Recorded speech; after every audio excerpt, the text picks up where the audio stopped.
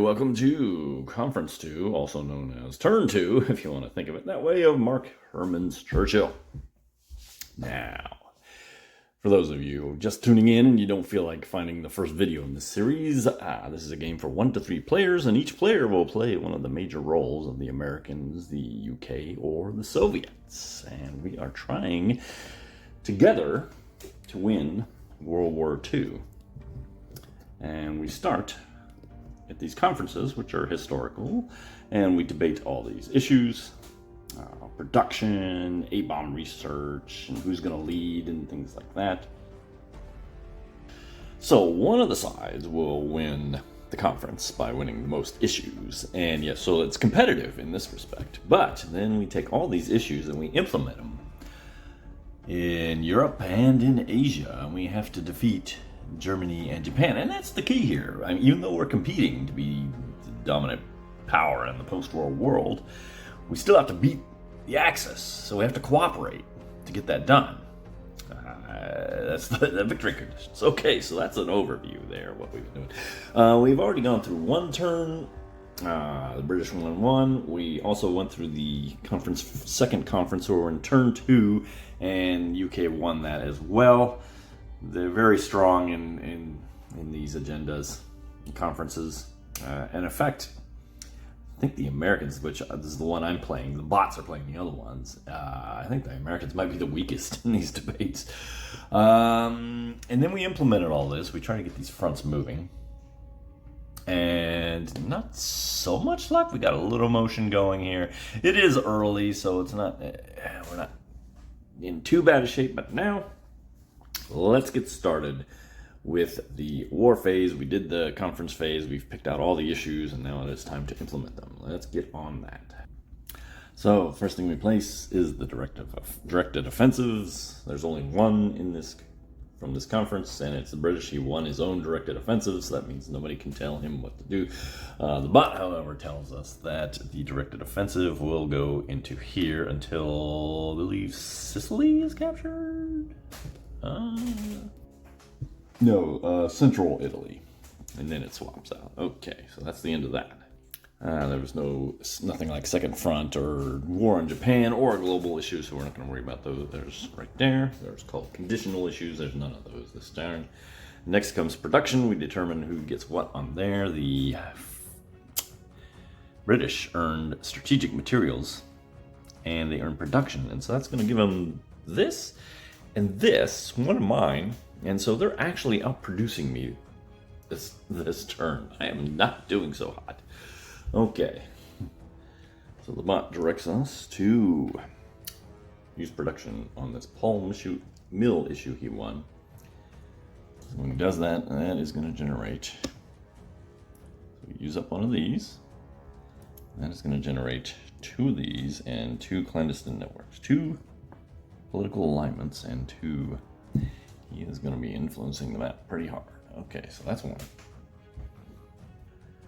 The remainder of his production is going to go into Eastern Front. So now we got 3 offensive markers in the Eastern Front. That is his move. And it moves to me. What am I going to do with my 4 production here? So what I am going to do is I am going to use 3 of these to protect, put 3 offensive markers on the Solomon Islands. Let's get that front moving. So, hopefully that will be enough.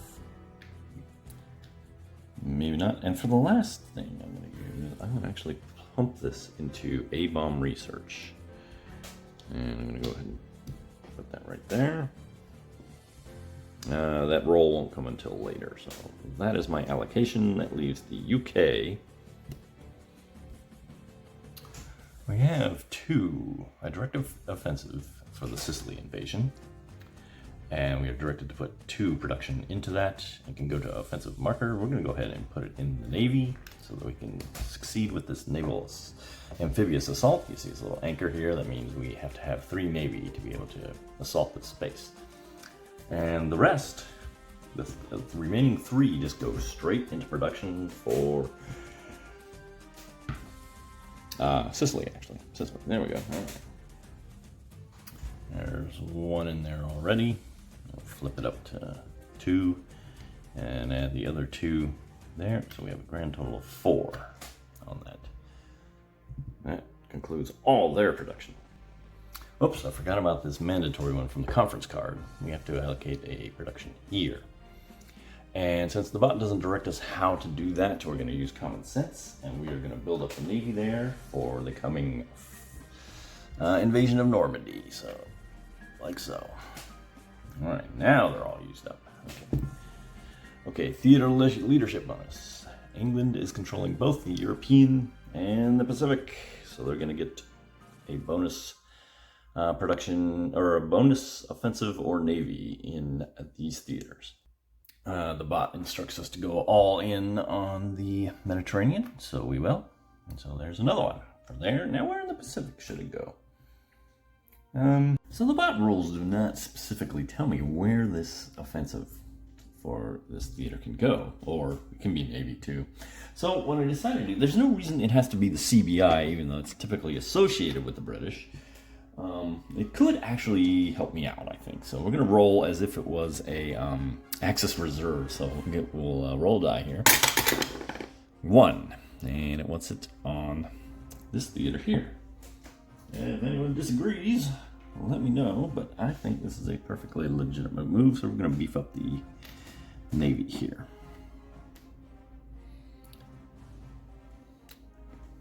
Okay. Now we need to go over, and pardon me, I got a daughter practicing flute upstairs, and I think it sounds like the hum of the sump pump. So I'm pardon for all the extraneous noise here. We go over who won these theaters. First, the UK did win the European theater. He will get 2 offensive markers for the European theater, and he would again go all in on the Mediterranean theater. In the Pacific, I won that one. That's 2 offensive or... Yes, and I think we're going to go ahead and go all in on... Okay.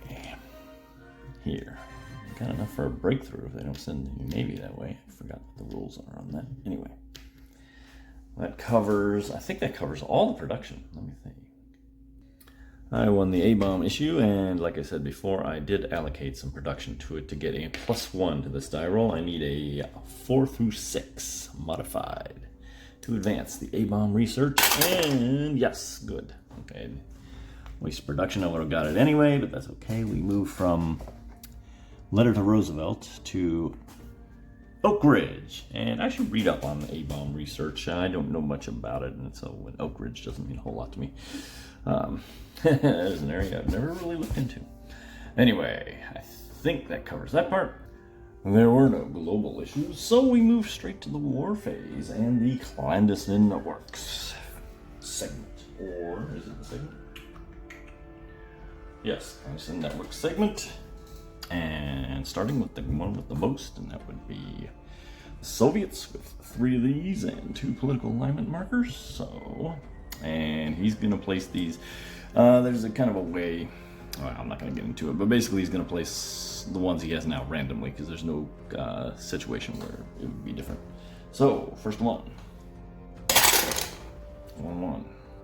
Which is France. And now the bot is a little different in that it tells me to use one to remove the one from America and place my own in it, or the Soviets' own in it. So they have one in France now. All right, next one is 1-1. So we will put a second one in there. Fine by me. Fine by the Soviets, I'm sure. And I have one last one to place. That will be 4-1. 4-1 is Denmark. So they're going to cancel out the British one there. And now we are on to, well, actually we got to resolve everybody else's. Then it's me. And where do I want to place it? Do I want to like fight for France? Actually, I think I'm just going to go for the Netherlands here. Just grab up what I can for the points. Now, and the UK will place one randomly, I do believe. Let's check. Yes, it will be random. Here we go. 1-6. 1-6. Yugoslavia. Which, yeah, we already have one there. Well, another one. I think that's green, right? Yeah. Now, on to the political alignment here. And only the Soviets have that. These will also be random. And so what I'll do is I got a bunch of spaces that can go anywhere I have a clandestine network. So what I'll do is go 2-1 and start 2-1 Netherlands and just go down the chart until I find a space that I'm actually in. He's in. I went by columns rather than rows, by the way, and ended up with Persia as the first one. All right. Next one is 4 or 5. The Middle East.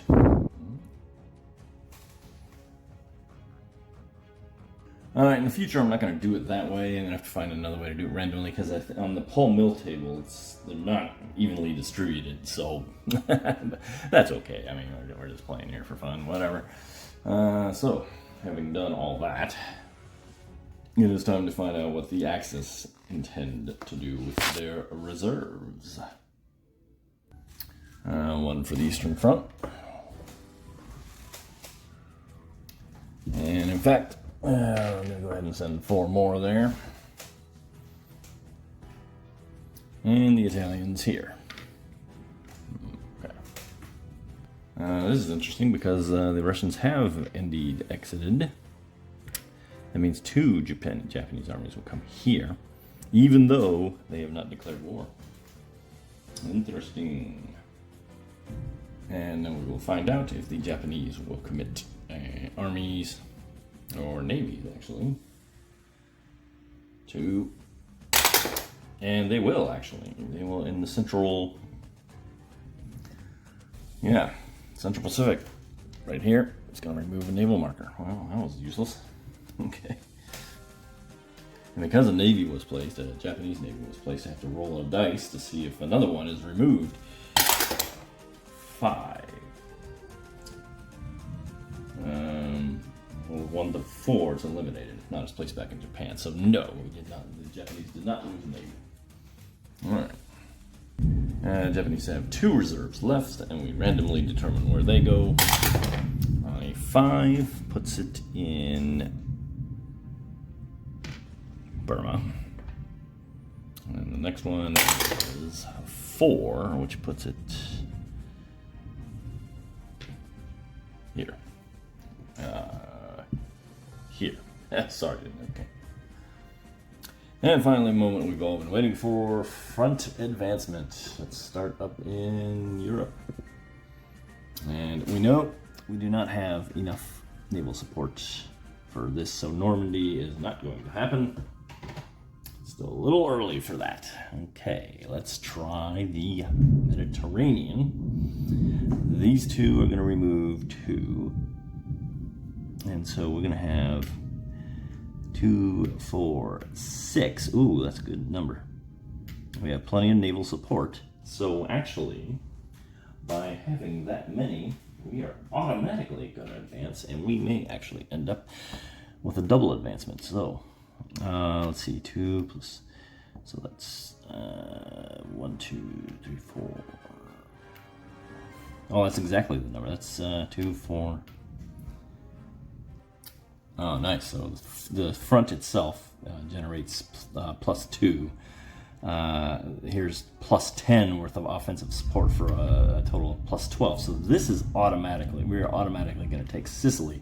However, on a roll of an 8 or higher, we are going to double advance. So GMT did send me the 10-sided dice, so yeah, very good for them in a timely manner. So buy with confidence. So, do they double advance? And the answer is no, but we still get through into Sicily. Did Montgomery or Patton win? We don't know. And now we got a thunderstorm in addition to all the practicing. And unfortunately for the Russians, there are only 3 offensive supports here. 1, 2, 3, 4, 5 is going to eliminate all of them. The Russians once again are stymied. They cannot get any movement going there. I may actually have to help them out because we do still have to win the war, even though I don't like these people. Okay. They can't move here because they have not declared war on Germany or on Japan. That leaves Burma. Oh, they can't either because there's no support and there's an army there that will stop them. Over here, once again. Oh, wait a minute. They actually could still theoretically. No, they don't have enough naval support, so we're stymied in the Central Pacific. The only thing we got is here. That's going to remove the army here is going to remove 1. We do have enough support. We have, so that's 2, 4, 6, 8, 10. Do I have a, whoa, I might have a shot at this. Hang on. Yes, that's going to be an automatic advancement. And if I can roll a natural 10, it will double. No. But we are on the move. All right, I like that very much. Okay, good. Okay. And that is the end of turn 2. So I'm a little worried that we only got 2 fronts to move. That is bothering me a little bit. I don't think we're advancing very fast. But we are advancing. And join us next time and we will do conference number 3. Thanks for watching.